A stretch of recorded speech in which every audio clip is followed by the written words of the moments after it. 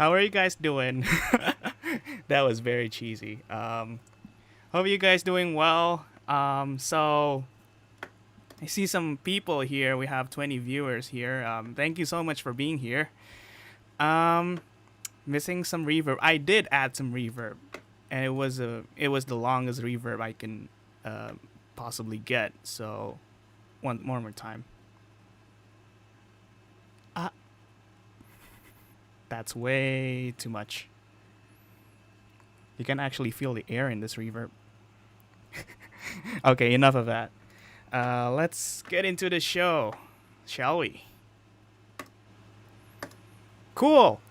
So, hi, I'm Farhan.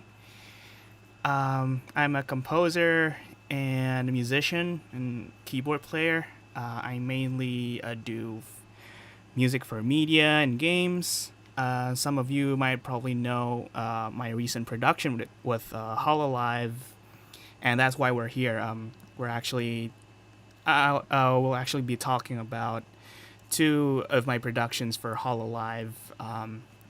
One is for Kureiji Ollie of HoloLive Indonesia. She did a birthday song for her brother, I guess, Aniki Astel from HoloStars. So I noticed that they play a lot of Apex, um, and just seeing them together is really sweet. So yeah, she reached out to me and basically asked me if I'm available to sh- uh, so she wanted to give something special for Astel uh, for his birthday, and then she was like, I want to make an original song dedicated for him, and then okay, sure, why not? So this is it. And the second portion of the stream, I'll be talking about. I think you guys are probably been waiting for this. I'll be talking about the behind the scenes look at the project file of Reflect by Gawr Gura. Both projects are, I'm extremely, I just cannot. Uh, I just cannot. I'm speechless, basically. Like, why am I doing this? Why am I doing these projects? And it felt really, really special and like, uh, oh yeah, I remember the moment where I received Gura's vocals for the first time to be worked on. I was like, man, am I dreaming? Am I actually working on a song for Gura? It was the weirdest experience in the world. It's like meeting Elvis or something. Yeah. So basically, we're talking about how I made the songs and get into the nitty gritty parts, technical stuff. If you guys are on that thing, because you're told that you did great. Thank you. Yeah.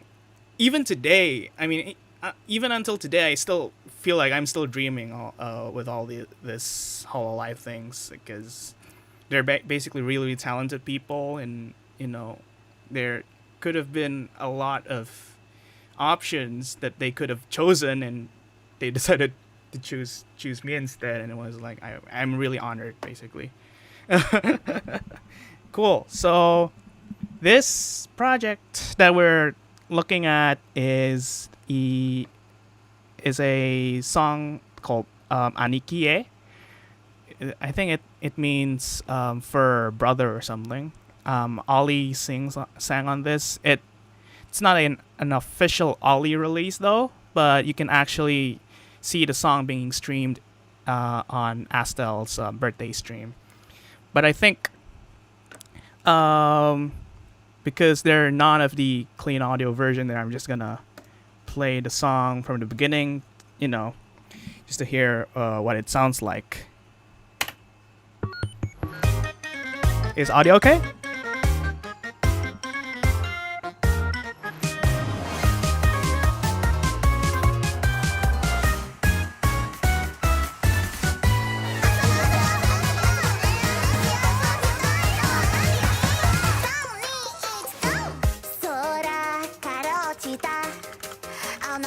人さんい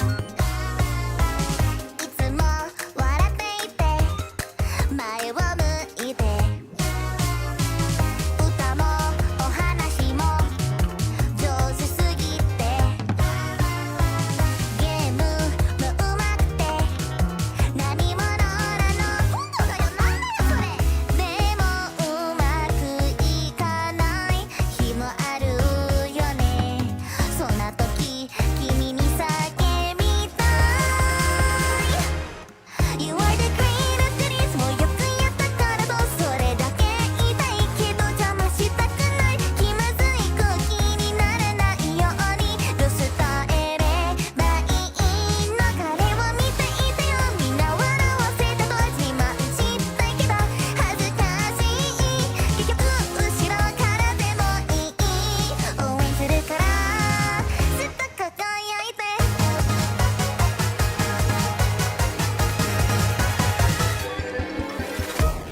君のゲーム実況まだ続くねまだかよ一日が過ぎて止まらなさそう多分いつも頑張っていてそれはかっこいいけどその先気をつけないとね考えすぎないで兄貴はすごいよたまには休め風邪はひいちゃダメオリだけが心配するわけないみんなもきっとそうだよねたくさん食べてたくさん寝て運動も毎日無理はしないで君のために僕らいるから永遠までずっと応援し続ける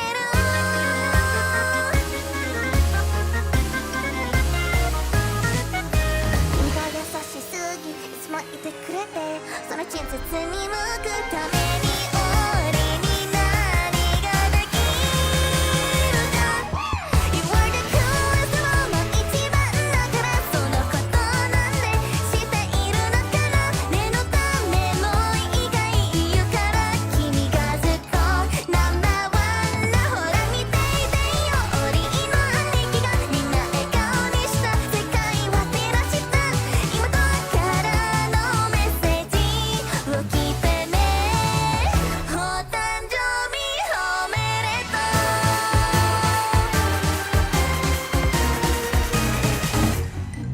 Happy birthday Yeah, so that's Aniki He, by Ollie. Okay, let's start with. I don't know where to start though. Any suggestions on what should I start with? This is a good question. For this and the other projects, what comes first, the music or the lyrics? Basically the concept starts first. Like in this case, it's clearly a birthday song, and Ollie kind of told me at first that this song would be something that that is special to Ollie, and it has all the things that Ollie wanted to say to Aniki, so Astel. So basically, music-wise, I'm trying to convey that convey Ollie's bubbly, quirky personality with wholesome sounding music, I guess, wholesome vibes. So yeah, here it is. So actually, Ollie wrote the lyrics first, like the really, really raw lyrics in English, and then she had somebody, actually a friend of mine, to translate it into Japanese. That person who translated it was Datenko. He did the lyrics for Identity Voices as well, and the Japanese lyrics to it as well. So yeah, that's the main idea, basically. A special birthday song Ollie wanted to give all the messages she could ever think of to be, baked into the song. The video this song is from has the lyrics. It's a birthday song. Yes, it's a birthday song. I think somebody might have clipped it on YouTube. You can check that out. The lyrics are there.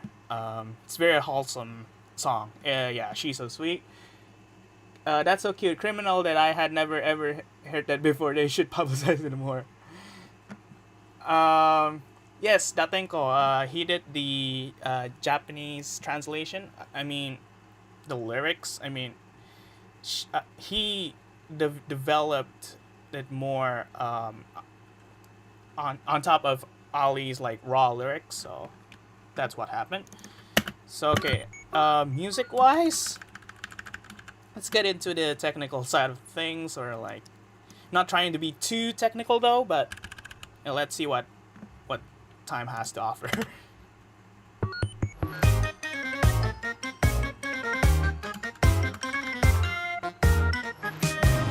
So yeah, it's basically this piano idea. So for this kind of music, like happy music, or basically with a lot of harmonies, I would use piano as my basis of writing. So this is this is literally the first thing that got recorded.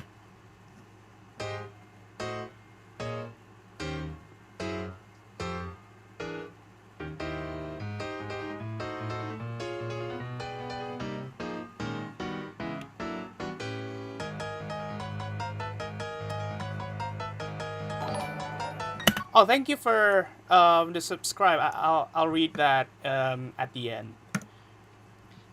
Sounds like you have a great rapport with these girls and familiar with their personalities and entertainment styles. I mean, I watched their live streams myself, and actually HoloLive has been part of this quarantine live. So basically, it kind of fixes my life. So this piano idea, basically I'm going for I don't know how to explain it. Like, I don't know if you've ever heard like gospel 150 BPM music. So they do like stomps and claps. So like that kind of rhythm is what I was going for, and with the harmonies and stuff. It's not like bluesy kind of, harmony, but it's more like jazz and, how do you say that? Monaka kind of feel.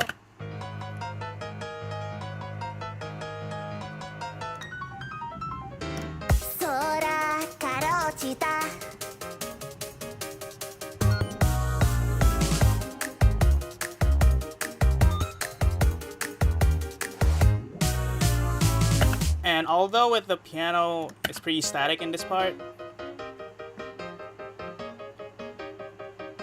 I like to add some kind of color instruments that does call and response stuff.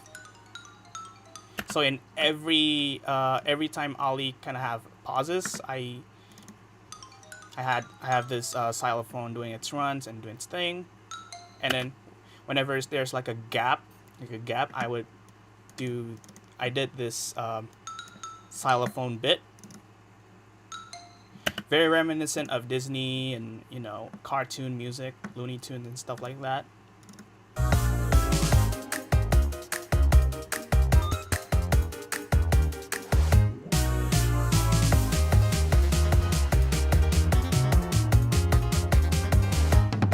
And then as the song kind of progresses, I add more layers of instruments. So we have this baritone saxophone. I cannot solo this part because I already balanced it, because it comes from a single keyboard. So it's kind of impossible to dissect that. But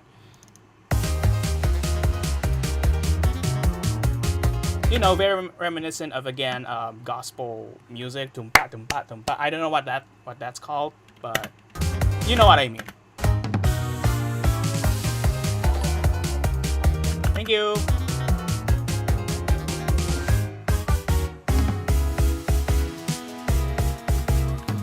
And then we have this shift of mood. The drums, as you can hear, shifts. It has this halftime feel versus of what being played on the first verse. This thing. which kind of contributes to the lyrics as well, because I had access to the lyrics before I even begin writing, so I might think I thought that they should do something with the tempo, with the feel, so I decided to give it a half feel on this free chorus right here.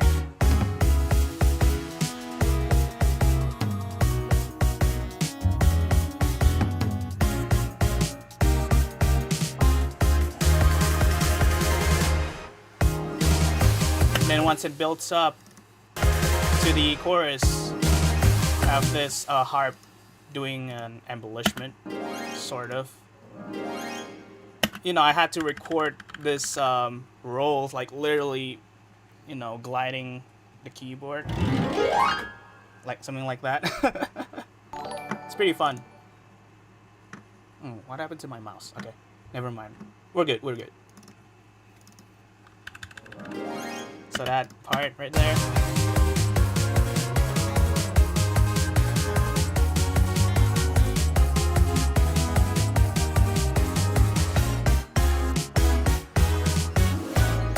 And I feel like when writing these kind of stuff, I avoid having too much of a repetition, too much of constant parts. So in every chorus, there's this hits right here in the last two bars of each chorus, which is really fun when you're performing this live and then like following what the vocalist is saying. If you're into a live performing perspective, then you understand what I mean.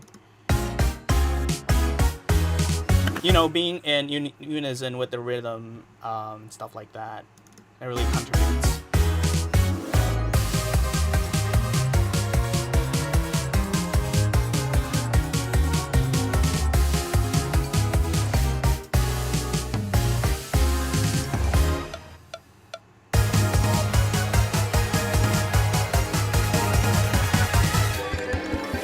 Yeah, like I said, the drums are pretty inspired by gospel music, like fast gospel music. And then the bass line is pretty like jazzy, kind of walking bass kind of thing. So it doesn't really stick into one note constantly, but you know, it kind of moves. It has a lot of movement.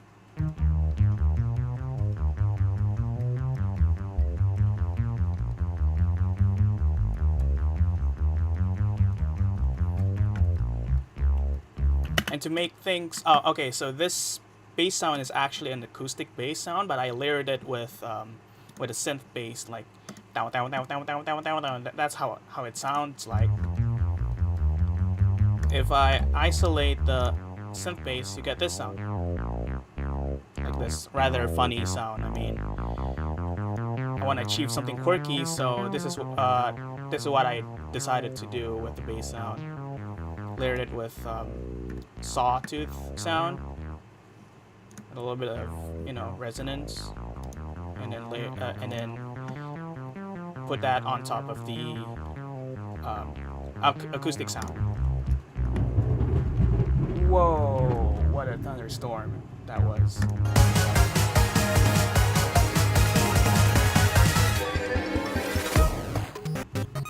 Okay.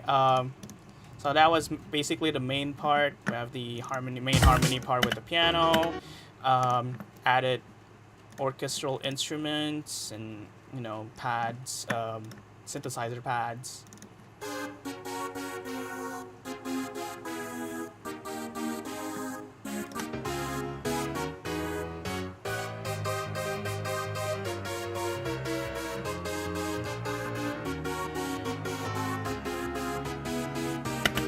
So I have this very thick, harmonious sound from the instruments. So we had that piano layered with that Voxio synth. That's what it's called in Omnisphere. If we open Omnisphere, hopefully we can see what's up. Yeah, this sound right here, Voxio synth, and this basic brassy sound, the layer, and we have this very fat, you know, and thick chord sound. And also on top of that, I have this. I don't know if you play Mario Kart or Nintendo kind of games, but they use this sound a lot. Let me make it loud. So we have that on top because it sounds cute. So why not? So.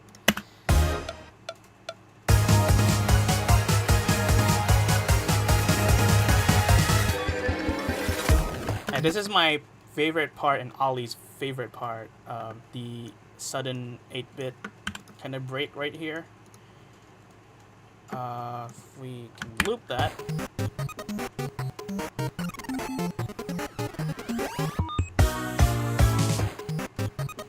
This is complete 8-bit shift from the previous one.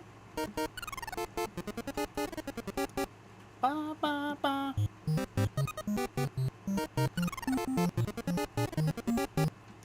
And we also have like I don't know why I decided to add like Indian drums in it and bit crushed it to hell.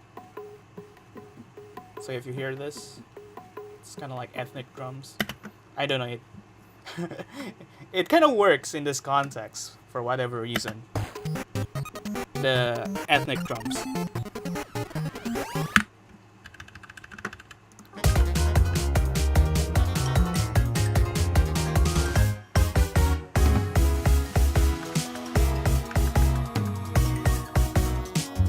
And again,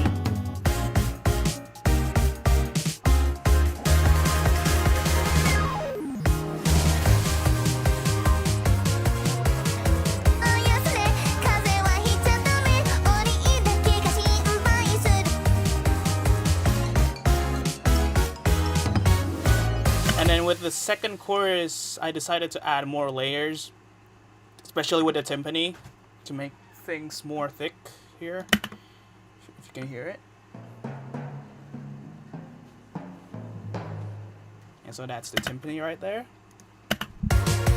It's not that loud though, but it certainly adds the impact.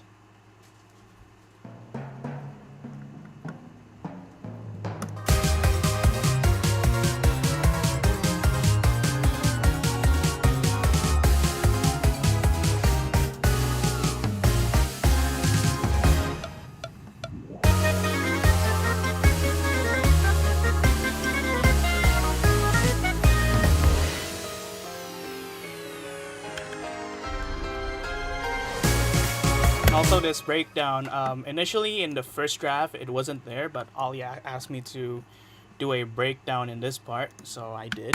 You hear it? All the instruments suddenly don't play in that part, but and then it builds up again in 97. So in this part, it's soft, and you see that falling, gliding sound, like an alien kind of sound. I don't know if I can find it somewhere here. Okay, here. So this down sweep sound. No, Astel's alien or something. I don't know his backstory, but it's a fun sound to add. So, and I want to be very wholesome about this part, so I added this harp line, which is actually pretty hard to record, to be honest. Let's hear that again.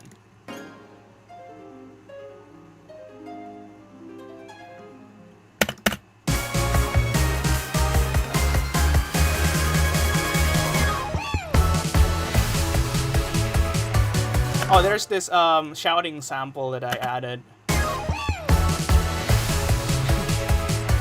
Because the vocals went like, this is actually my request to Ollie. It's because it's, I like to add sounds here and there, just because it's fun to do so. And if it ended up in the final version, then I'm very happy with it. So like that wow sound, I actually asked Ollie to record that separately as well. That wasn't Ollie, that was sample I found it somewhere. And then I showed that to Ollie, and Ollie was like laughing really loud. So this part, so I told her to record that for me, and you know, to make that sound a little bit thicker, because obviously I don't want to record that with my own voice.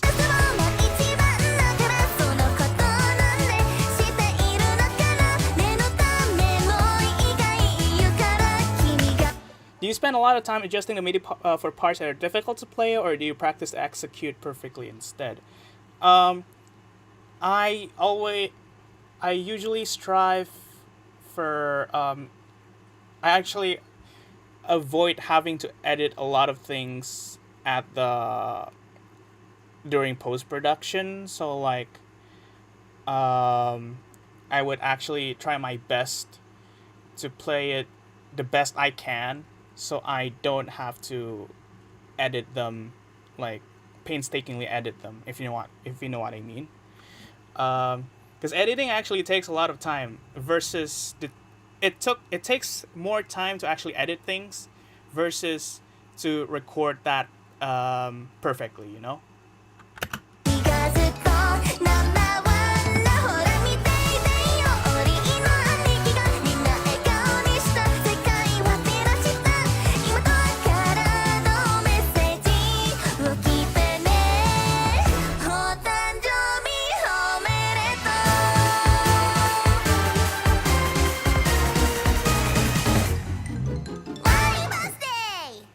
I don't know the theory about that chord. You just noodle around. Oh, actually, I can explain it a little bit. It's pretty easy, actually. That ending part.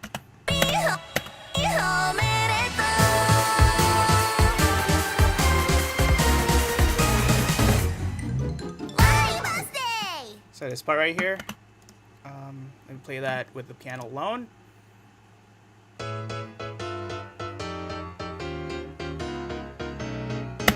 Okay, so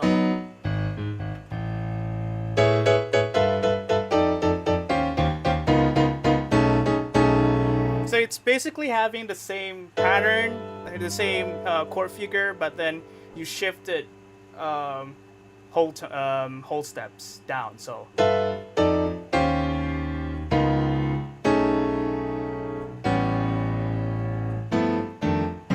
can go really, really low and still maintain that motion. That's what what I did at the ending. Is that just 5/5s? Yeah, I think so. With 13s on it.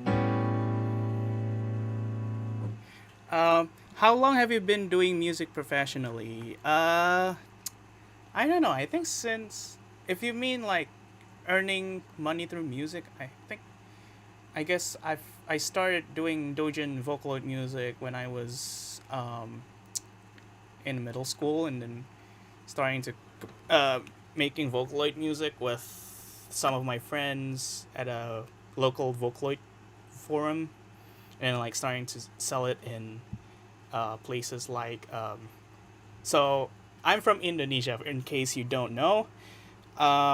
So in the capital of Indonesia, in Jakarta, we have this thing called the Komifuro, Comic Frontier. It's like the Jakarta Indonesia version of Comic It. So basically we sell, comics, doujins and stuff, and we got to sell our Vocaloid music there. So if you ask me that question, then my answer would be, well, yes. I started doing that professionally since middle school, so yeah.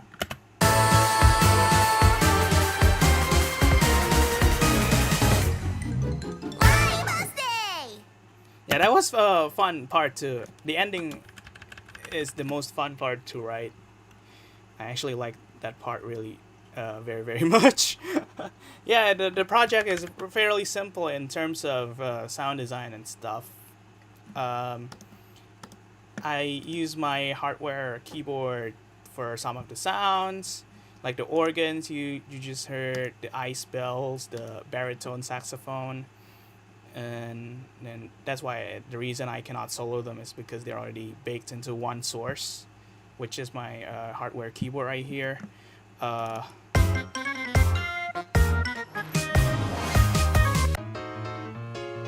And then this piano, I was using the C7 Grand by Acoustic Samples. It's basically, it was my go-to. Nowadays, I've been using Keyscape a lot, but this piano, personally, I think it cuts through, especially in this kind of music, rock, pop, and then the kinds of music where you want the piano to sound focused, sound real pretty focused, and not having to tweak them a lot, because the sound itself is pretty easy to deal with, especially in mixes. So speaking of mixdown, somebody asked me about, not asked me, but oh, thank you, thanks. Somebody is saying that my mixdown is great. Interesting to hear how you approach the mixing. Yeah, yeah. Basically, since I got to make the music, decide what sounds go into the music, and mix the whole thing, I typically choose the sounds that are easy to mix, that actually works with the music, and also works mix wise right off the bat. So if you see my mixer here, you don't really see a lot of plugins. You can see one or two, just for the sake of making it brighter or duller and something like that. The most plugins that I use for is for the vocals, because vocals really need to be on your face in this kind of things, especially knowing Ollie. But with all microphones that are, if you hear a microphone output raw, then you really have to make it work with the mix. So this is what I did. Versus the instruments, I don't really use mixing plugins on the instruments. Well, yeah, there's EQs and stuff, but it's just making, cutting the unneeded sub frequencies, also making it brighter, and making a dip so that it has room for the vocals. It's just a matter of giving space at the end, and because all the sound decisions are already made at the beginning of the songwriting process. I don't know if this is the professional way, but this kind of method actually works really well for me, and I'll tell you why. And actually, this will make more sense when we got to Gura's song, because it's way more complex than this, mix wise. There's a lot of stuff going on there versus this. I mean, harmonically, you can see a lot of notes here and there and stuff like that. But yeah, I think it makes more sense if I talk about that when I open Gura's project. Any questions? I think we're actually good at this point. If you have any questions about this song, please let me know.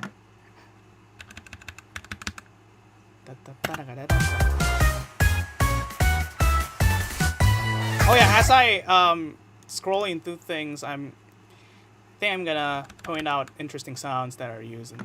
So I don't know if you watch Who Wants to Be a Millionaire, or like those TV shows or games, but they actually use this sound quite a lot. Did the orchestra hit?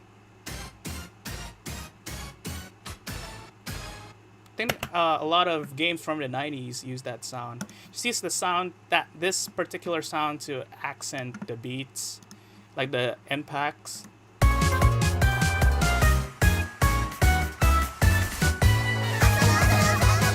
You actually cannot really hear that in the context, but you can actually feel the impact that it's given, because without it, it's missing that punch. But if we enable that,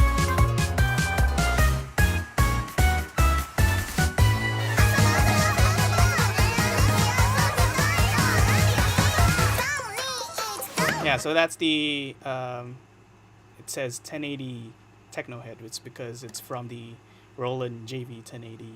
I've been using this plugin a lot. Well, it's a model of a vintage synthesizer, vintage keyboard synthesizer from the 90s. Has a lot of usable sounds. I mean, many people say, "Oh, my music reminds me of a certain 90s or 2000s anime." It's because I use this thing. One of the reasons is because I actually like these kind of sounds, and they blend pretty well in my opinion. So, is it generally more difficult to make music like this when you're getting a lot of input and feedback requests from the person it's for, or easier? It really depends, though.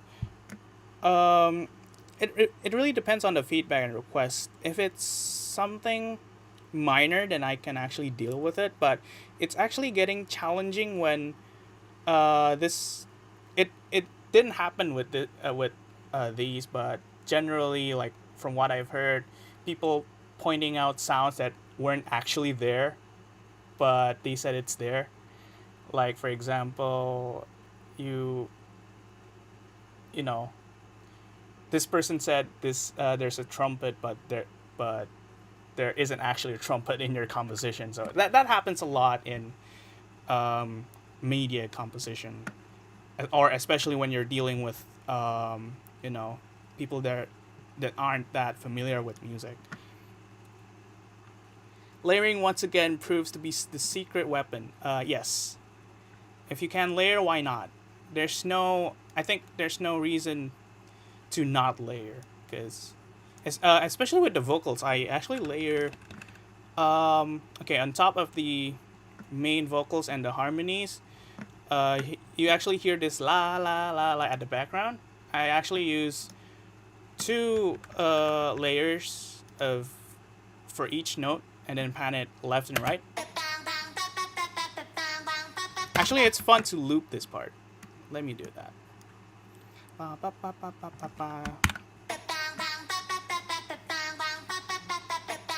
Let me turn on the piano for context.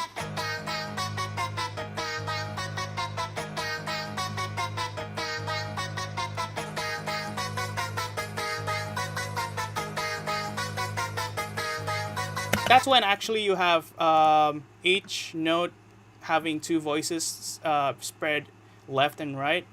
But if you only rely on one voice, okay, let me do that really quickly. So put this on the center and put this on the center. You'll get this.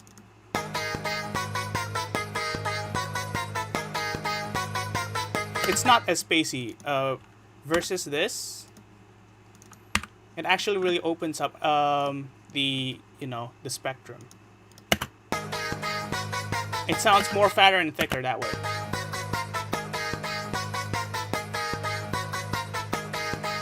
This I don't know if you're wearing headphones or not, but this effect is really, really good on headphones. That's what you hear when Ollie chases you. Kureiji frog type beat. Oh yeah, speaking about layering, we also have the spoken word part.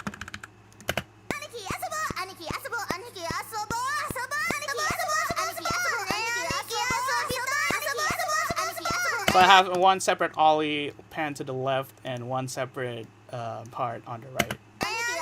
That's why this part on the build up, it's pretty thick.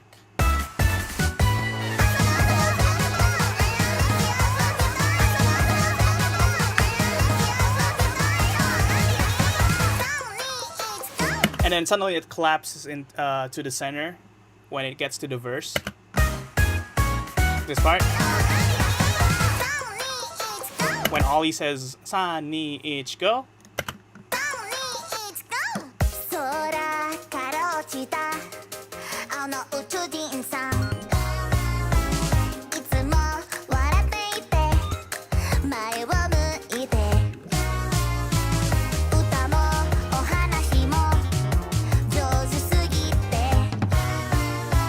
I also added my own voice on this one. Oh yeah, this folder's Vox FS, that's actually my initials. Can you actually hear this la la las?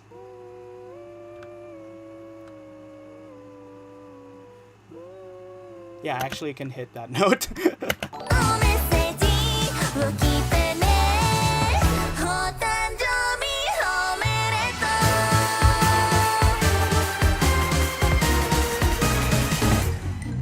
う Happy birthday! Yep, that's for the vocal layers. I mean, for the mains, I only have one, but the layers really play on the ad-libs, backings. Any questions so far?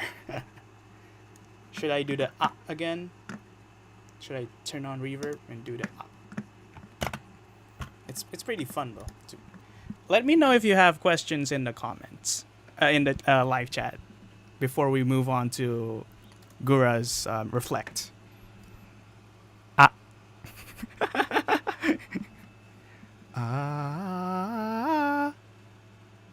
Oh, I can make a chord out of this. Do mi sol do. It's really fun.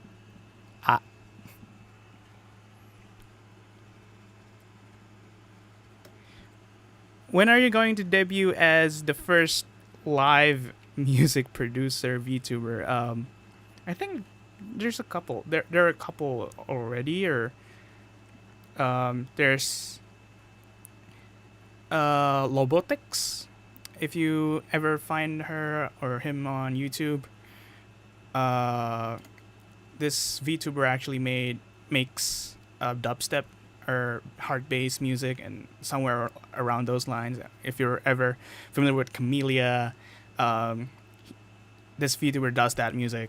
It's pretty good content. And then there's an Indonesian VTuber as well, though not as frequent. He also does music streams like this. I think he does more gaming though, but yeah, I'm not certainly the first one. We have the dry signal.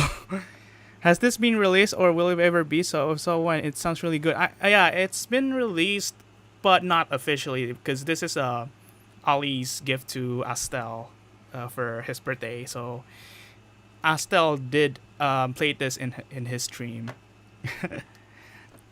Try feet. Okay, I'm gonna try that. Okay, reverb. Where are you? Feet.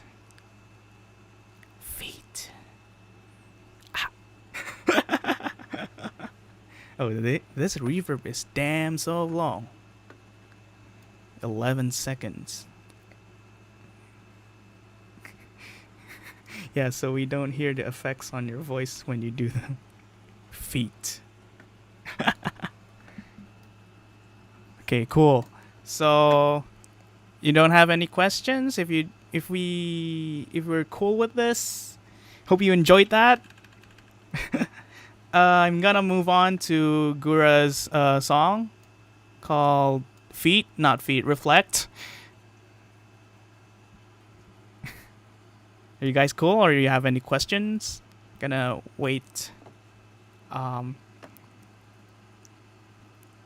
Yeah, this song is Ollie's present to Astel, so for his birthday. So I believe it's not for commercialization. Yes, that's true. Cool. Lamau. Elmao. How do you actually read Lamau? Lamau? Okay. Let me enable this project. Okay, can you see reflect right here? It says reflect. Lamau. Lamau. El Mao. El Mao. I say it like you. Okay. Cool. So, similar to Ollie's thing, Gura's project is actually pretty colorful, as you can see here. I just say him LMAO usually. I see a lot of interpretations on that.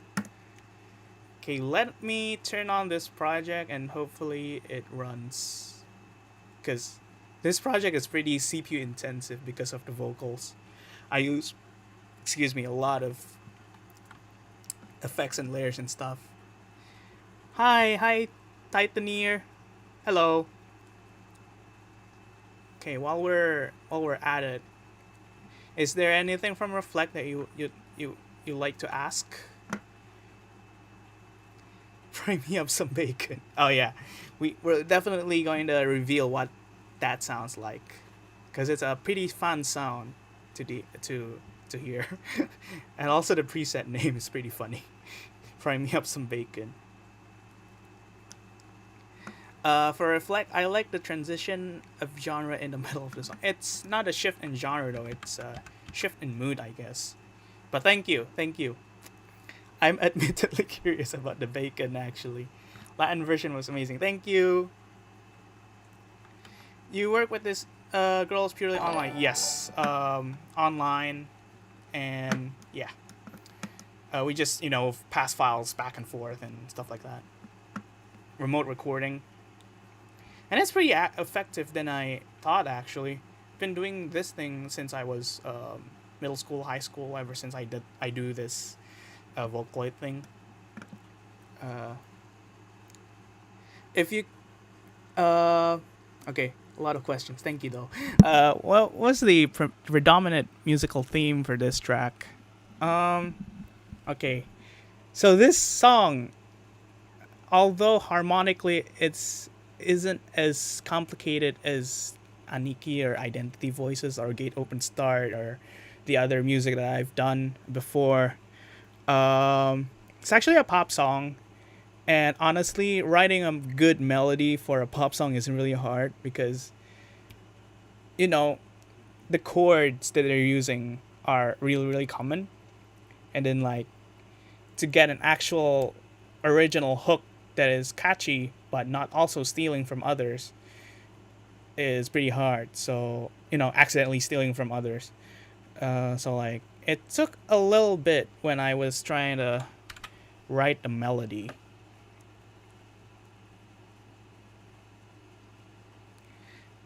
Excuse my ignorance about music production. I can only assume studio work is more convenient. There's plus and minuses to that.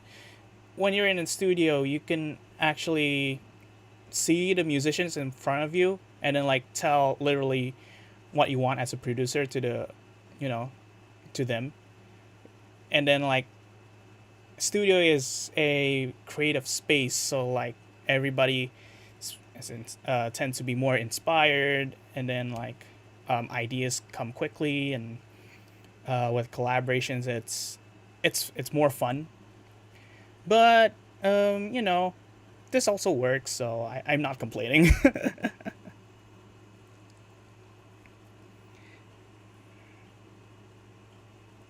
um you worked on these girls. Okay, I answered that. What was the predominant musical theme? Oh yeah, so essentially this song is, how can I say this? Oh, we were trying to get a lot of ideas into one song, and that's pretty hard. I don't know if you know the song Ahoy by Marina Sencho, yeah. uh See a lot of ideas here and there executed into one song, and we were going to that path, and I thought it was pretty it was pretty challenging. It's really, really challenging to do that, especially trying not to be not trying not to sound awkward um, when you're combining many ideas. And if I can be honest with you, this song, the whole instrumental that you're listening now, that's already out in the stores and stuff, in the world. It's the instrumental that you're hearing was done in under one seating, because there are a lot of ideas that I came up with, and I just don't want to, time is on the essence, and don't want to miss a beat in terms of ideas. I ended up throwing that in instead of having a rough draft just from the intro to the verse, and then gave it to Gura and the people who worked on the music, and I just went brute force, full on music form. So from the beginning to end, only at one seating. So it was pretty. I felt like pretty anxious a little bit because knowing this is Gura, and she happened to be one of the most subscribed, if not VTubers on YouTube at least. So yeah, I'm really honored for this, and until this day, I'm still feeling that I'm dreaming or something. Okay, shall we listen to it a little bit? I think you guys already know how it sounds like, but is volume okay?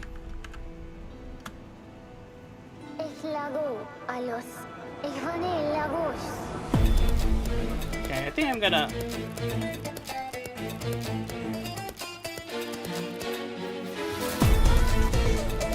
Wait, where are the drums?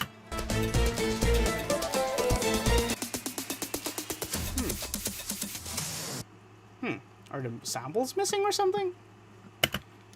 I know. I backed up this project and I deleted the thing, so I have to. Okay. Give me a minute. Give me a second. So all these drum samples, I know where they are. So please give me a minute to restore these samples. Okay? I'll be right back.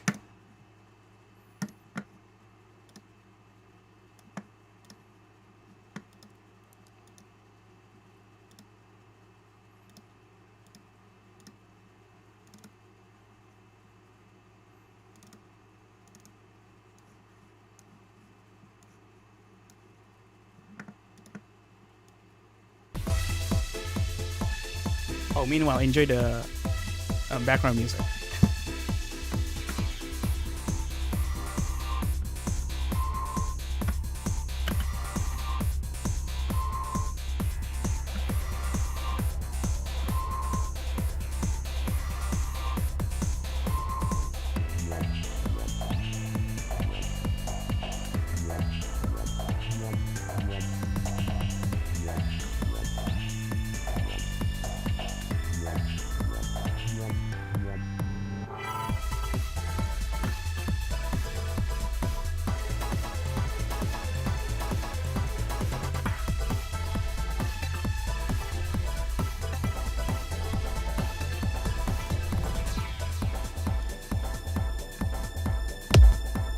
Oh, there you go. That's a kick drop. Then we need the deep kick. What was this? So I'm going to the folders one by one. It won't take a long time though. Don't worry. Need to be really, really careful. Oh, sorry about that. Is this the one?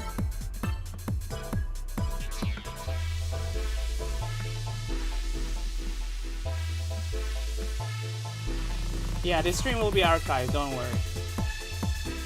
I probably have to take out this part where I find the samples. Yeah, so apparently the thing with Cubase, if you save if you make a backup and you have sampler track, it doesn't really copy the samples that you use in the sampler track, which is a bummer. Okay, we're deep kick, so it's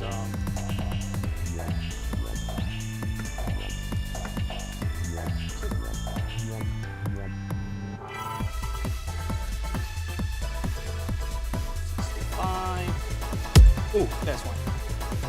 That's loud, man. And this clap.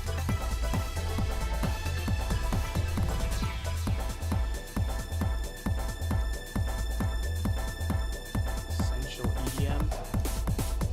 Claps. 73. Oh, okay, that one. Then the snare. Okay, this snare is pretty slapping, I guess.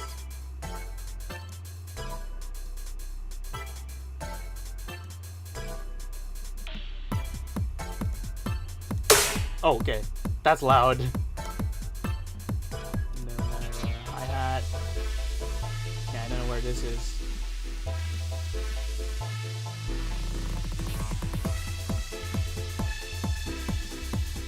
Where the hell is this? Oh, okay. It's more important to find a snare roll.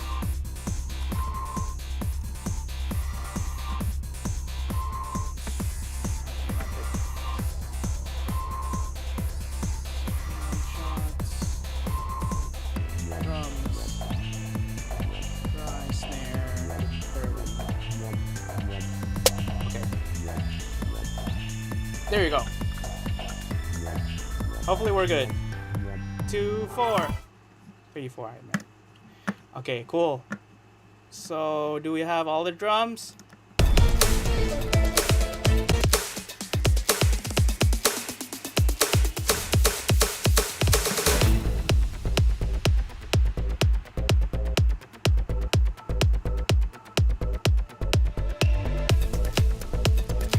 Yeah, I think we have all the drums. Just gonna... I think I didn't remember having the drums all the way on 0, so I'm gonna turn that down a little bit. I'm sorry, guys. I didn't know Cubase has this, you know, this issue where you cannot, where it doesn't really transfer the samples they use in a sampler track. Just a bummer.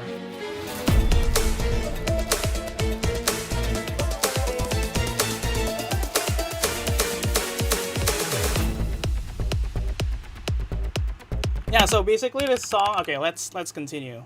We're all good. We're all good now. I don't know where to start.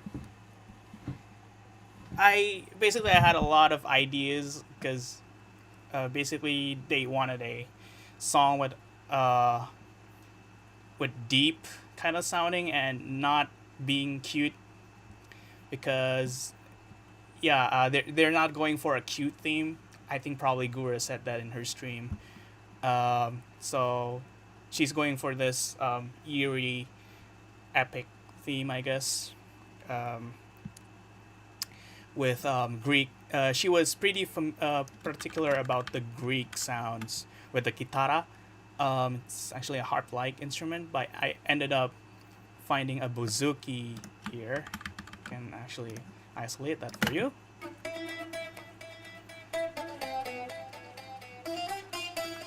So I chopped like a bouzouki phrase I have here. The original kind of sounds like this. I actually cut samples, and this is how it sounds originally though.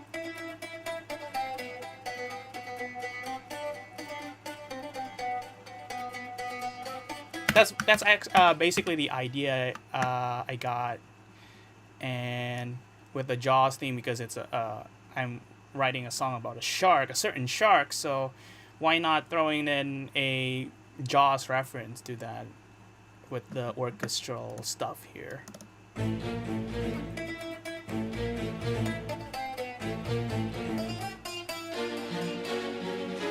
And then since this is a film scoring inspired line, so I have to have this chord right here.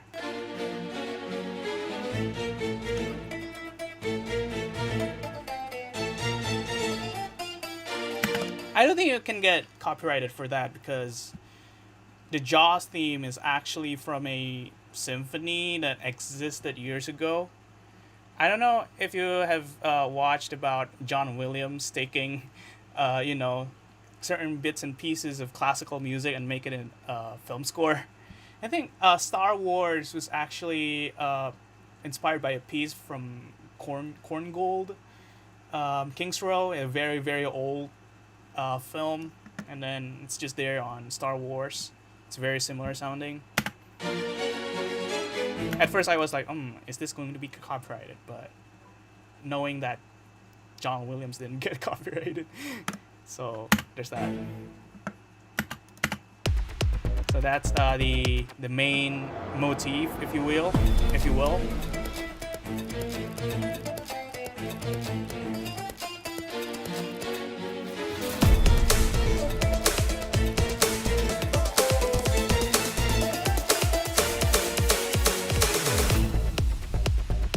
And so with the percussion, I was also pretty particular about this percussion sound as well.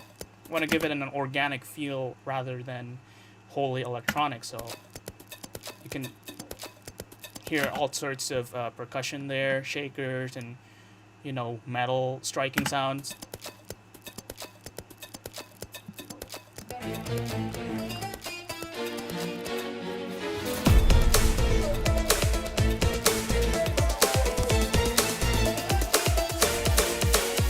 And to make things thicker, on the second half of the intro, I added another octave up above. It's actually a pitch shifted version of the original Buzuki phrase here. So if we solo that, it sounds kind of chipmunky, but it works in the context.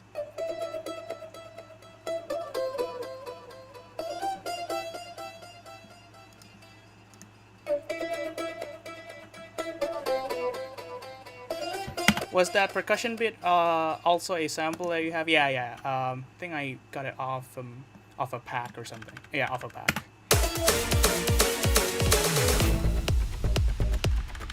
So off to the verse. Oh, I have to close that. Sorry.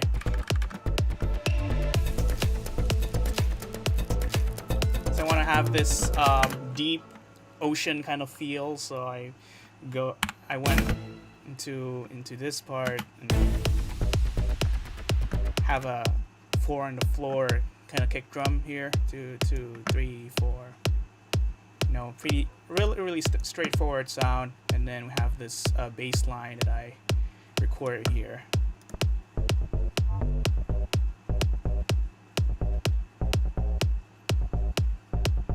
Kind of inspired by funk music, almost.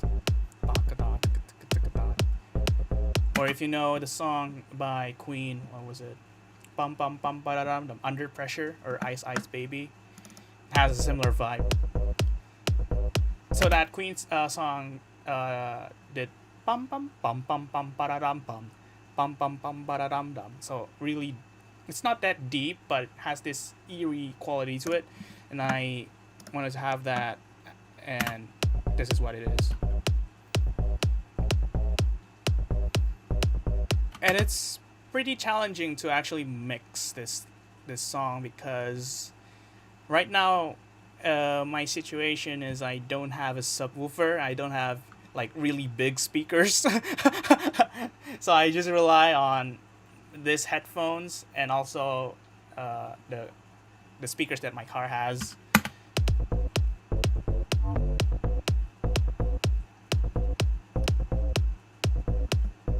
And I also have this, instead of adding hi-hat on the first, I have this plucky sound, melodic sound.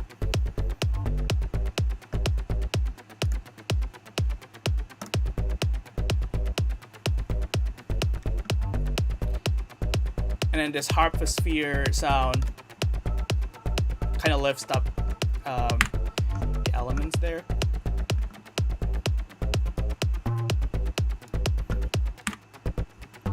And in the second half, I added a really deep harp sound. It's really deep down there.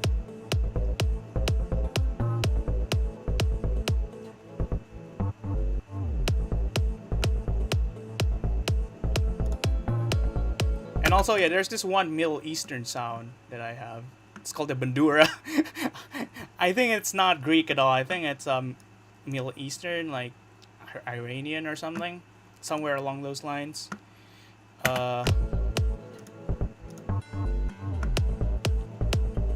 Just give it a little bit of guitar kind of quality to it. And moving on to the next part, this bum bum bum bum bum bum bum bum bum, this part.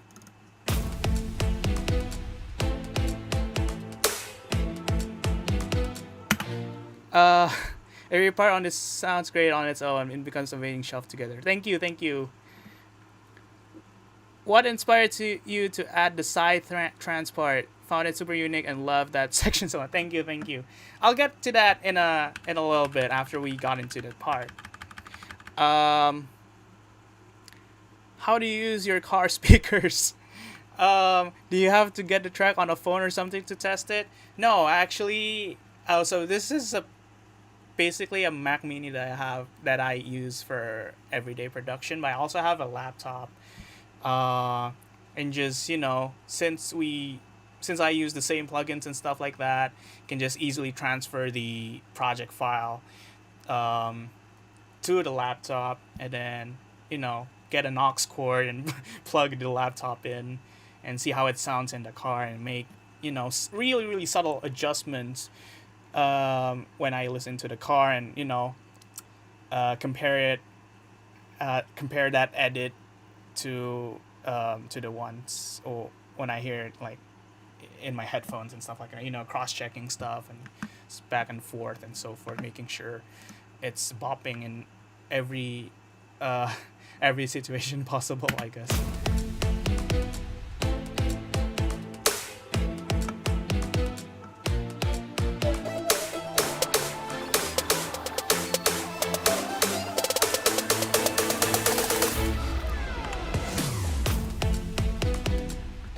And also this strings thing here.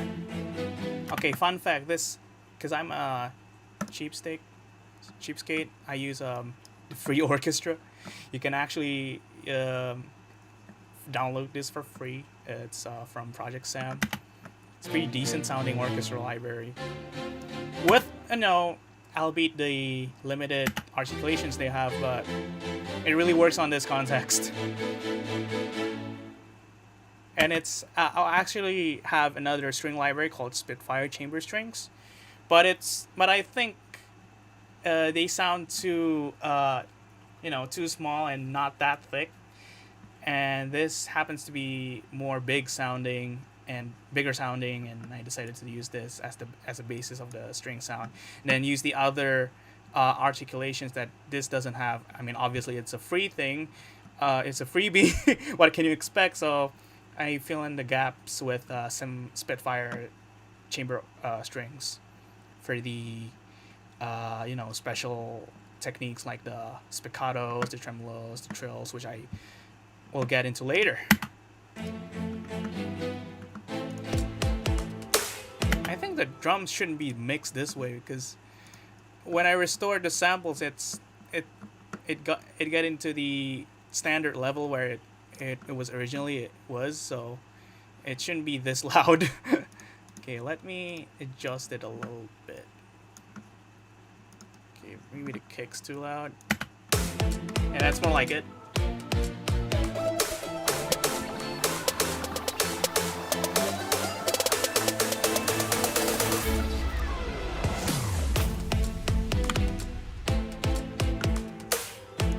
And it's pretty straightforward. And we have the chorus right here, my favorite part.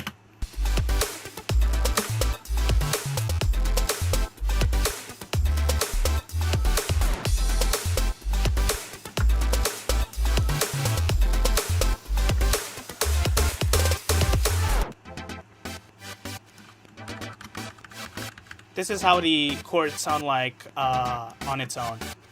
I have like three layers of sounds doing the same thing. And I have this small upper octave thing that I added.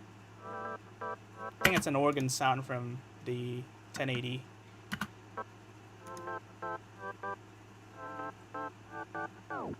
Because when I tested it on iPod earphones, feel like the chords needed to be more, more present, but not distracting the vocals. So I decided that adding an extra octave would help.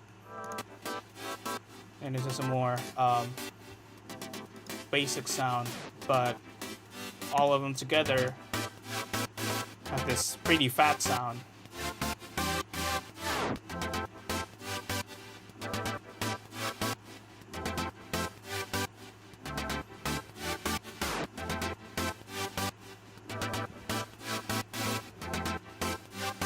How do you use the flavors of synths you use? Do you already know what you want, or do you mess around until you find something you like when layering synths like this? Uh, hmm. Ouch. That was my keyboard. How do you choose the flavors of synths? So basically, I actually shaped the how the groove sounded first, because that way I can have a basis on what sounds can go in, and then after I have the beats first, then I come up with a chord progression. And at the time, I was I was thinking that this needs like a very very thick leads, very very thick chord sound, chord super saw sound. So I grab one sound and see what works and what doesn't, and yeah, just play it from there. And then with the filter movements and stuff, it's pretty basic. I mean, it's the rule of thumb of doing arrangement with synths. Actually, do find out what these knobs will do to your sound, and then like if it's something that you want to have movement in your arrangement, then do it.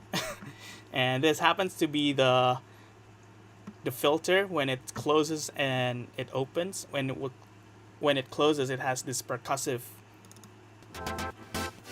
sound. When I leave it closed, you actually can hear it. Let me do that real quick. There we go. This is how it sounds when it's closed. And when you open stuff in every bar, you get this. And I said, oh, okay, I like that movement of sound, so just go from there. Do it from there. Did Gura make many specific requests, changes on this? Oh, no, actually. Like I said, I did the whole arrangement in one seating, and when I threw that to her and her manager, they actually liked it the first time, so you just need to wait for the vocals and for the lyrics, actually.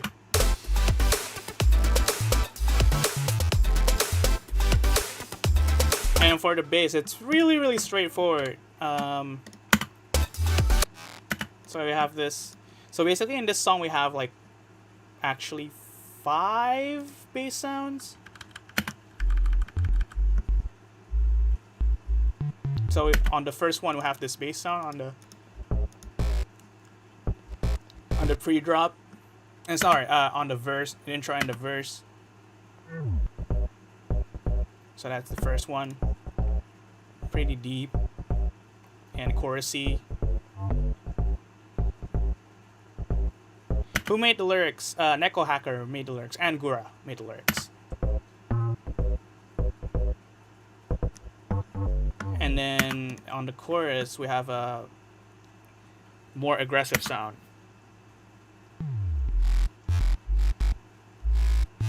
That's the second, if you will, sound, the bass sound.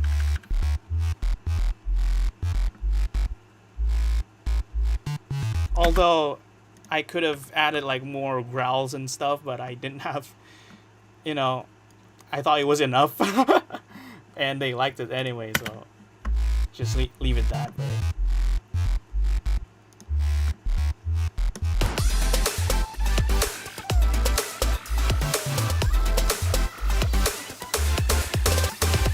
Okay, speaking about the additional sounds, we have this, also the pluck that you heard in the verse.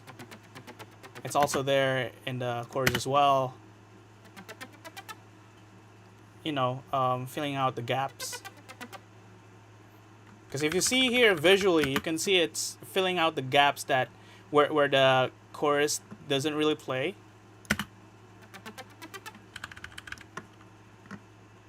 Very subtle.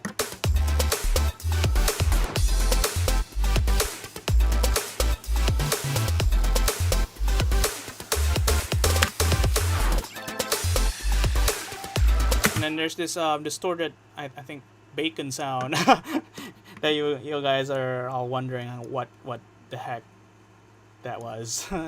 So if I solo that, you can actually hear this screeching.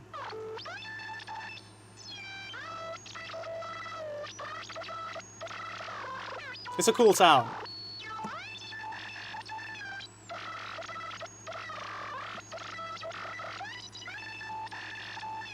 Yeah, I like that sound a lot, and it happened to be frying me up some bacon, like the name of it, which is pretty funny.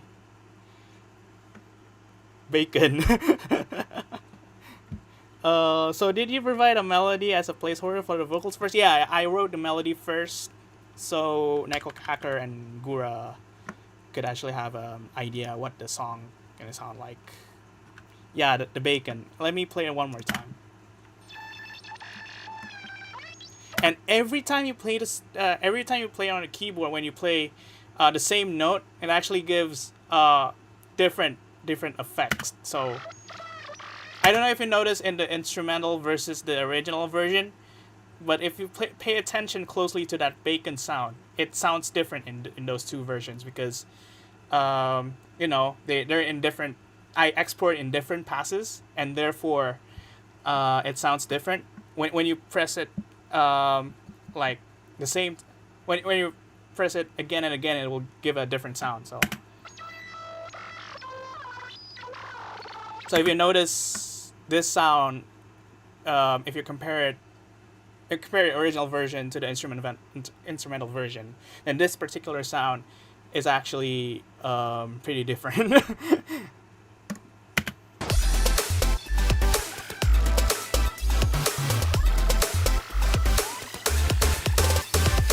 Okay, cool. So the main drums in the chorus. Let's see. So it's pretty straightforward. We have a kick doing a beat like this and a snare. Really, really straightforward. And we have the snare rolls just giving out the ghost notes.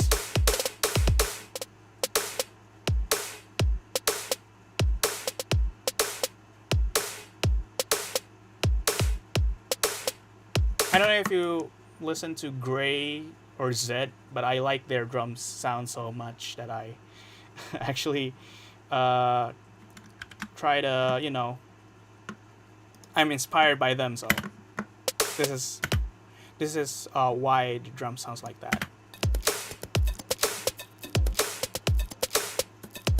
And with the percussions and stuff, and the hi-hats, it sounds like this.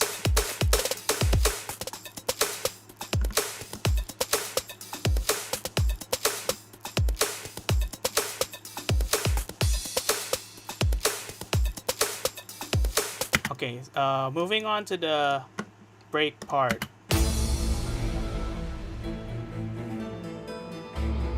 It's actually pretty difficult to, when you're already hooked into one certain part and then you realize that you have to continue the song. This is where it gets a little bit anxious for me.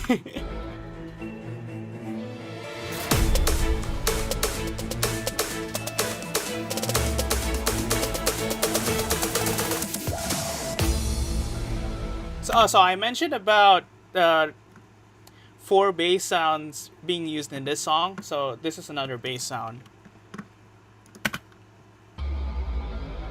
I don't know if you see those movie trailers, but they use this sound a lot.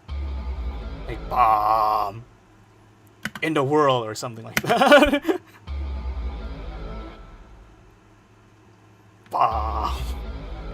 Like a shark. So I feel that kind of sound that sound matches what the intention for the song is, and like knowing what Gura is, you know.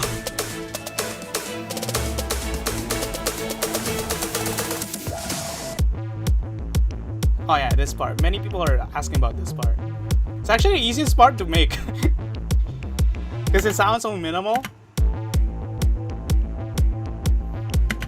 Coming this summer, the bois.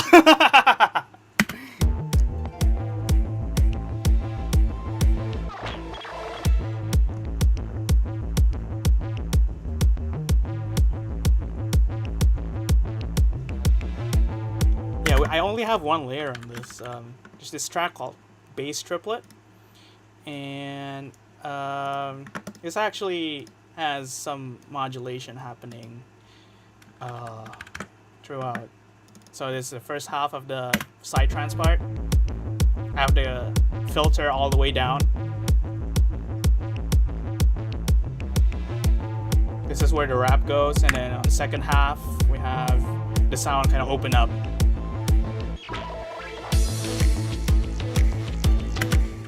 On the first draft, I did the sound all the way up.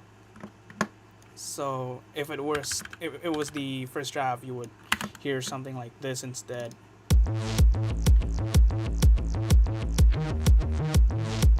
But I decided to close that filter down, knowing that it's the anti-drop. So I decided to go this way. Also to give room, plenty of room to the rap vocals.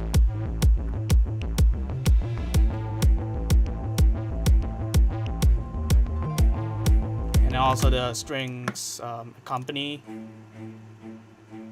Added a little bit of texture to that.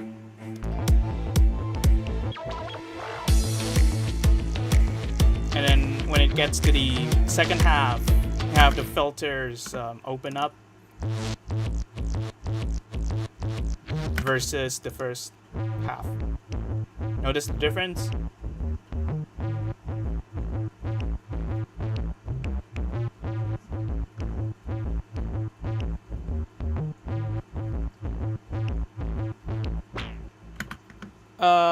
In the Omnisphere, what are you talking about? The bacon sound or the or the bass?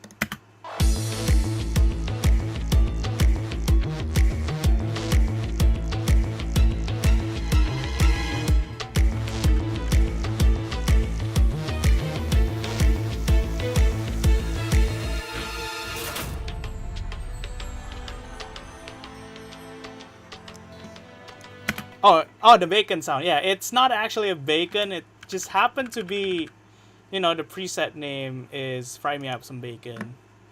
Oh yeah, because all these synth sounds are so so varied in name, and then I don't know which sounds goes to which. So I decided to just rename the tracks into what they're called in the presets, and yeah. Instead of having MIDI 1, MIDI 2, MIDI 3, audio 1, audio 2, audio 3, just name them based on what they're called in this one. Okay, that's channel 3, so here. It says, overdriven effects have a muscular, musically pleasing distortion quality to them, blah, blah, blah, blah, blah. And this is the sound.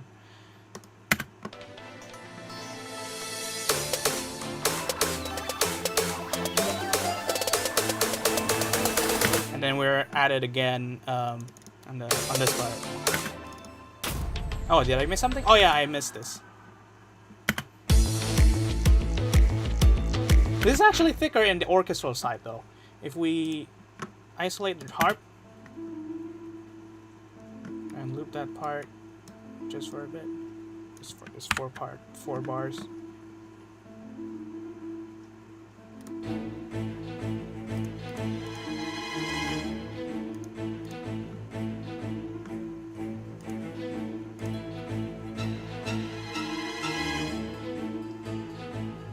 Yeah, the orchestra actually is making this second half of the side trance thick. So without the strings, it's basically nothing. So thanks to the orchestra. Yeah. This is what you get without the orchestra, but with it, 1, 2, 3, 4, it's a whole lot better.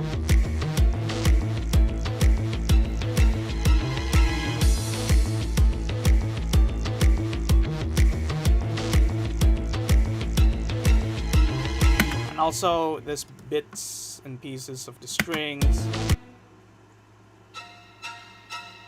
I actually don't know what I played there, but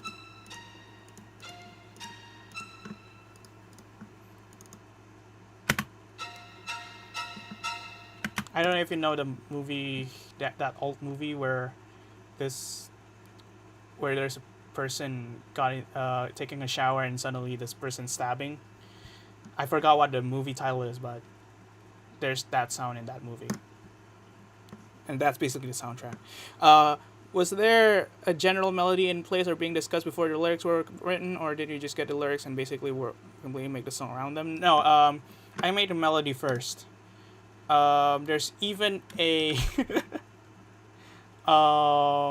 forbidden part where I kind of give my random rap sketches here. I don't want to play this to you. It's completely it's my voice. I'm basically giving rhythmic ideas to the rap part. So ba da da da da da da da da da. I was basically doing that, but yeah, there's that. Psycho, yeah, Psycho.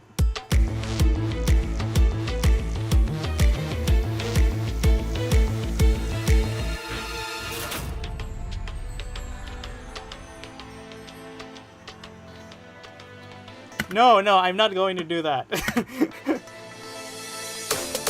Anyway, we're back to the oh my god. If I'm going to do it, I'm going to unarchive the stream.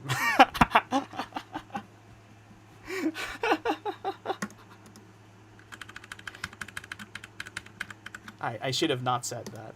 Damn.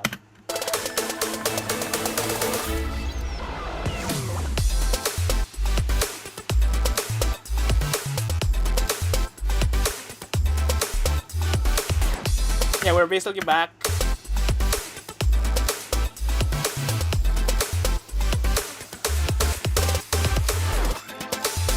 I actually forgot what I sang there, but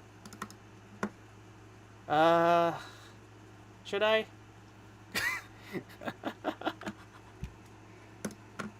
Okay, I'm gonna play the melody guide. See what to give an idea on what the melody, what I gave to Gura, or what I gave to the lyricist rather.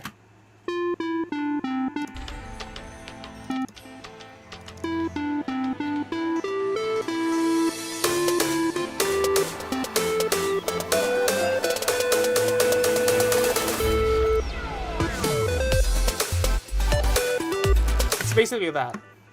Okay, what's that? Oh, thank you for the subscription.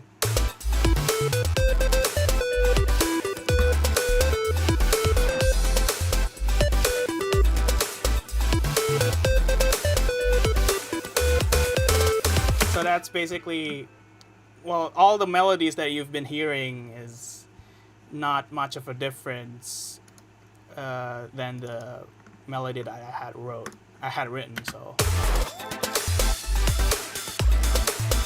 even the para para, the part.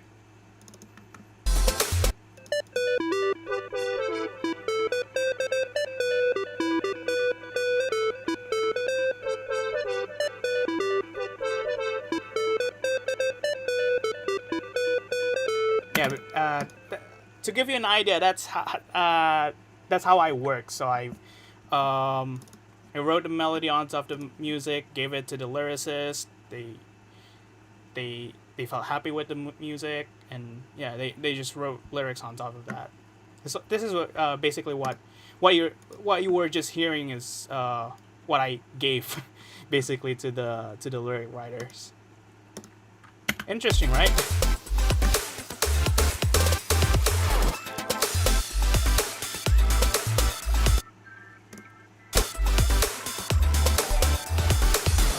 Oh, thank you for the subscriptions.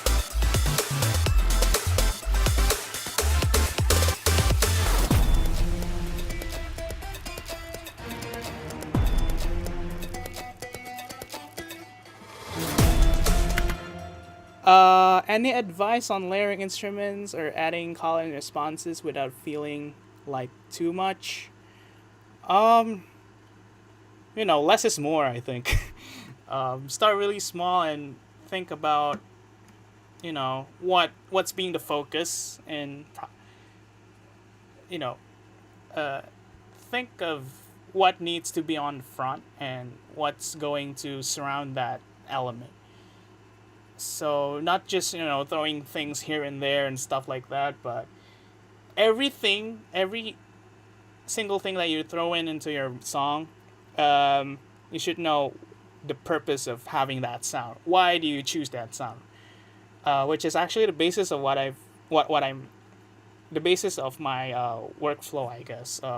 So like I said, I think I mentioned this before when I was showing Ollie's song earlier. So like I basically begin with sounds that are in context, especially with synth sounds like this, and try to so that later on I don't have to rely on so many mix plugins in order to make things sit right in the mix. I already do that in the arrangement, in the arrangement phase.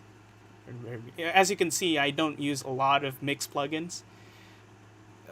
Just delays and compressors, and not like and like kickstart. This is a sidechaining plugin, so basically if you have a kick drum, it actually ducks the sound to make it more impactful.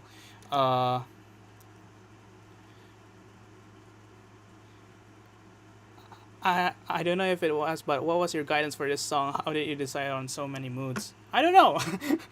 I just went on to a lot of ideas, and like I said, because time is of the essence, so try to get to squeeze as many ideas as possible. And that's why when I gave them the first draft, it's already a complete draft. Normally it would have been an intro, a verse, and a chorus, and that's it. But here I included the anti-drop, the second chorus, the build-ups, and stuff like that. And yeah, they liked it, so I'm glad that they liked it on the first pitch. Oh, thank you for the subscription.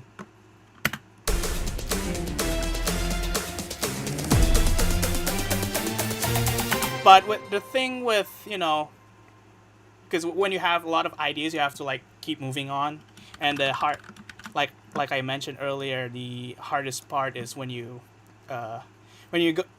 got so hooked into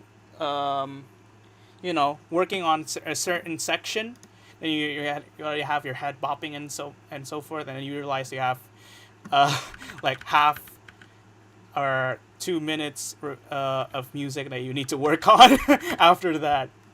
But yeah, that's pretty fun. It's pretty fun though.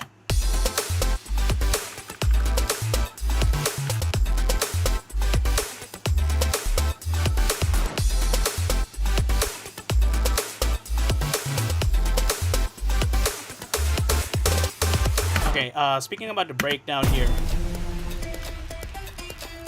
actually repurposed the bouzouki phrase right here. Yeah, the cool thing about this bouzouki phrase, so okay, I'm going to play the original length one more time. So this is what I had first.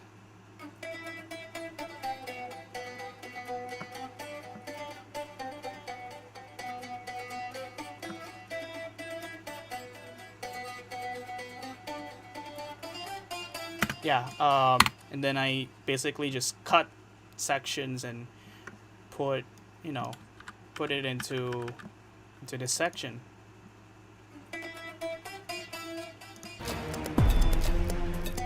Basically rearranging it.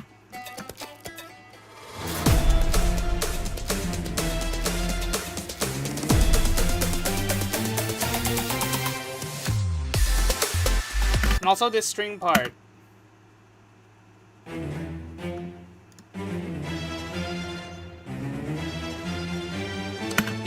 These embellishments weren't there on the first one. So initially it was bam bam bam bam, and I thought like, oh, this is too Jaws. I don't want to get like sued because of this. So I added these notes, this embellishment, ba bam bam, ba da da dan dan, ba da da dan dan dan dan dan dan, something like that. Like, I can just play it. Here.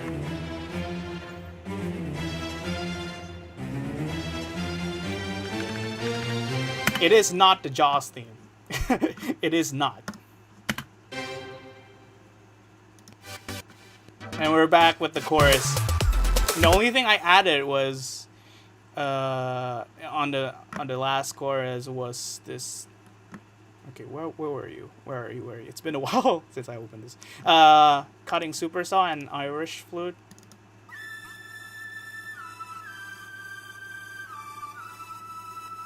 Sound like more, ethnic.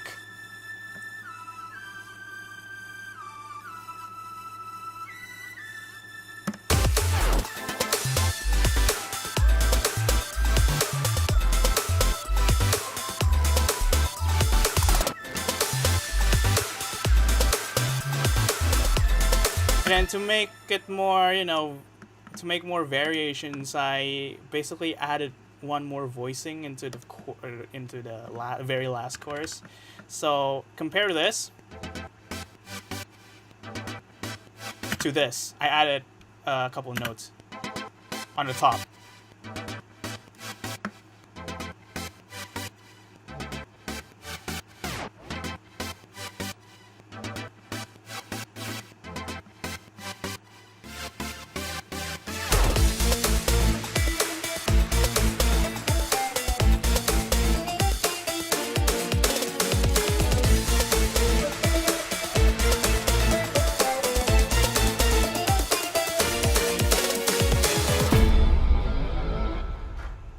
At the very end, we have this blah trailer sound.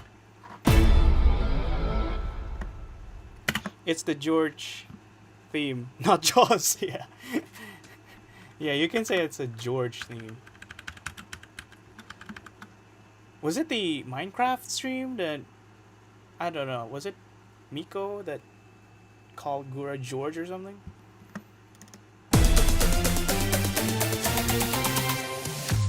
Also, subtle parts like this.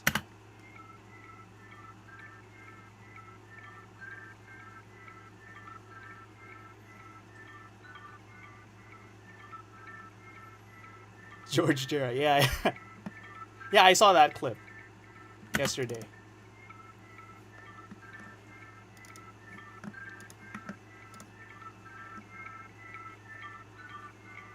These little details.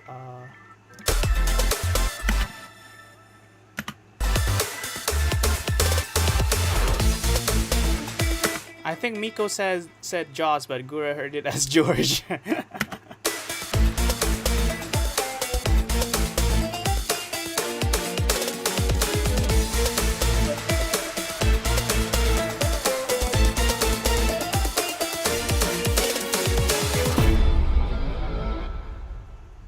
Yeah, that's basically it. I think I covered pretty much everything except for the vocals. I don't know if I can play this, but it's crazy, all these things that are in mix, and I never would have realized unless they were actually like this. So much attention to detail. Thank you. Gotta say, I love the way it sounds Mediterranean. Yeah, the typical ear candy you don't hear right away, but gives energy. I also really like how you incorporate more strings and details in the composition. Yeah, because I don't know, to pay homage to Jaws, and with Jaws you have this orchestral score. And I feel like to enforce that theme more, orchestral sounds would be a good fit for this, and not having too much of since she's from Atlantis as well, like Greek mythology. Having two modern sounds would be pretty off, I guess. Also, I'm pretty lazy to do those kind of things, but yeah, I guess that's basically it. Thank you for the breakdown, dude. Thank you so much for coming, Velocity. Okay, anything else you wanna ask, just let me know. Strings have that sharp snap, like shark bites. Oh yeah, I can show you how I mix the strings. So, thank you so much. Oh, for the donation, thank you. Gio. Okay, cool. So, strings. Somebody mentioned about the strings being sharp. Okay, so this is the short strings. Without the EQs and stuff, it sounds like this. But with it, since this is an electronic song, just have to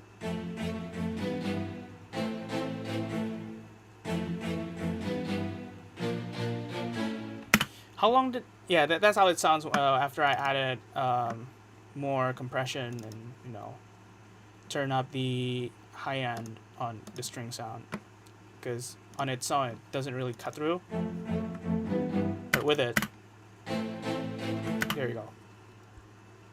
How long did this all take? It took me a day for the overall, or a couple days for the overall arrangement. Mixing, it took me a day or two.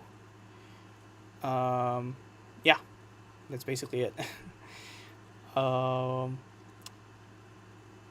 Great breakdown and great job on the song overall. Thank you. This was a really nice breakdown. Interesting to know all that went into making this, especially Bacon. Yeah. Vocal rundown, real quick. Did the vocals cause any issues? I don't know if I'm allowed to play the vocals, but I mean only the vocals.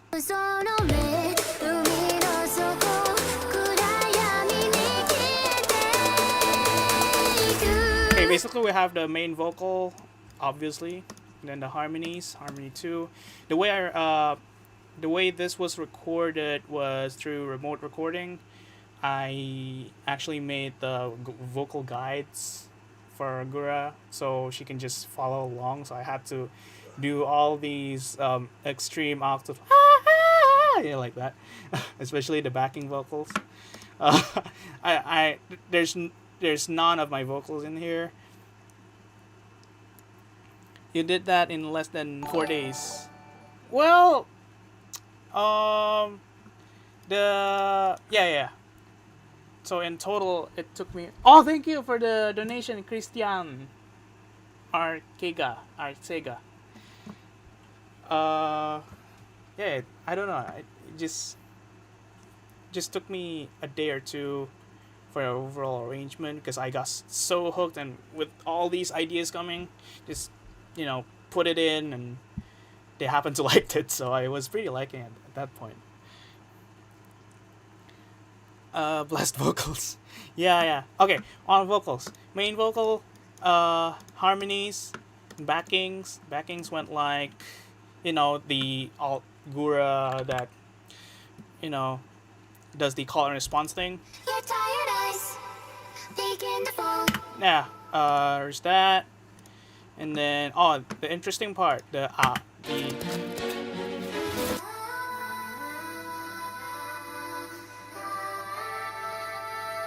yeah, I like that part a lot. Then with the vocoder, to make it sound thick.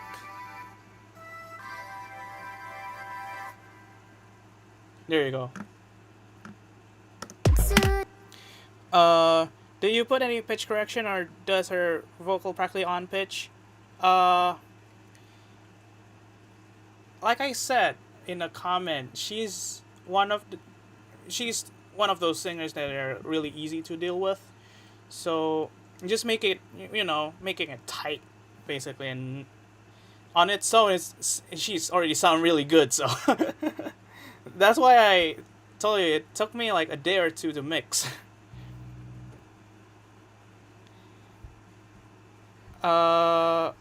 We've seen in her karaoke streams she has quite accurate pitch. It's normal to correct things in the studio things though. Yeah. That pretty much explains. Yeah, the angelic right here. Sort of vocoders. I also use a vocoder for the harmonies as well, to layer the stuff on top of the real harmonies that she sang.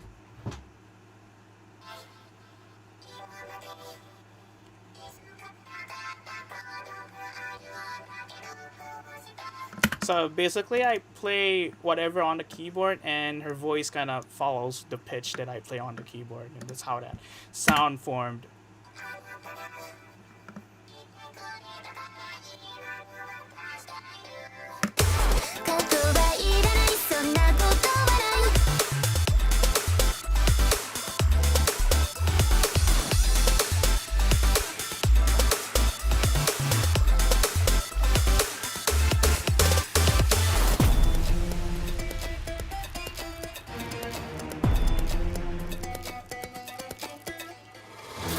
the hardest thing is to to get the settings right for the alt guras, because mainly the revisions were about making the alt gura sound more distinctive. Get the sound right and stuff like that. Get a character right. Okay, where's that? その姿じゃなくていいの私らしくあればただ分かってほしいだけよ理想通りじゃなきゃ意味なってない希望も夢すらなくて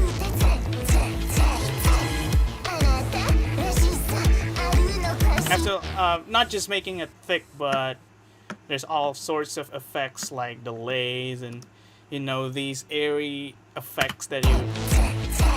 And then there's this panning when Gura said strai, just want to make it sound eerie, so having that sound surround you. I don't know if you know the Dolby logo sound when you hear it in the theaters, like they went like all around you or something like that.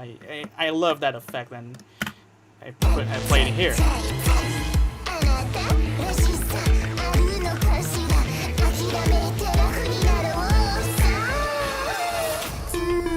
Huh.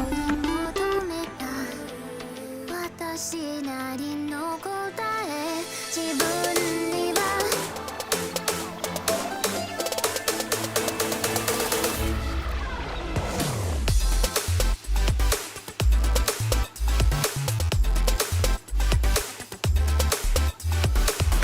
Surai. Yeah, Surai, not Serai. Vocal synth settings? I don't know, it's just how do you call that? You just pick presets and deal it from there and tweak whatever so it sits right in the mix. It's pretty simple.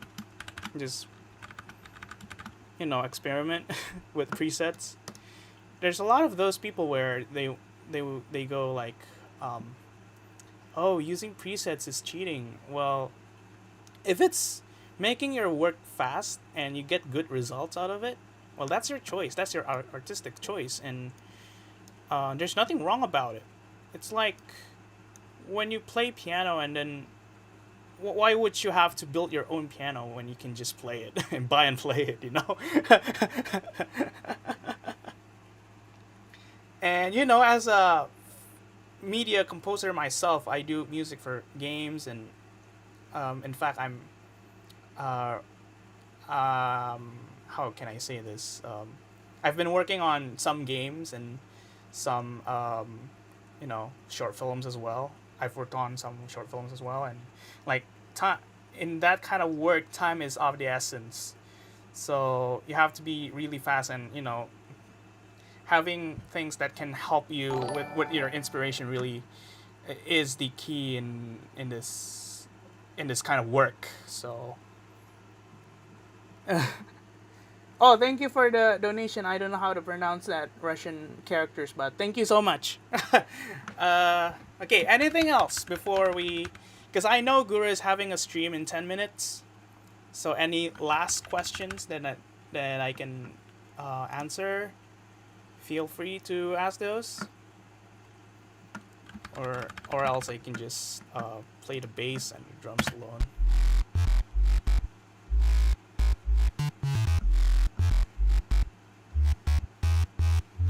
Brom.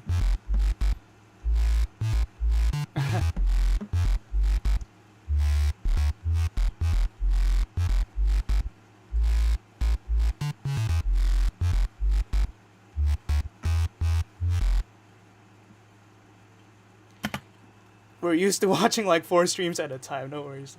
Time to honest. Well, I've been streaming for around 2 hours, so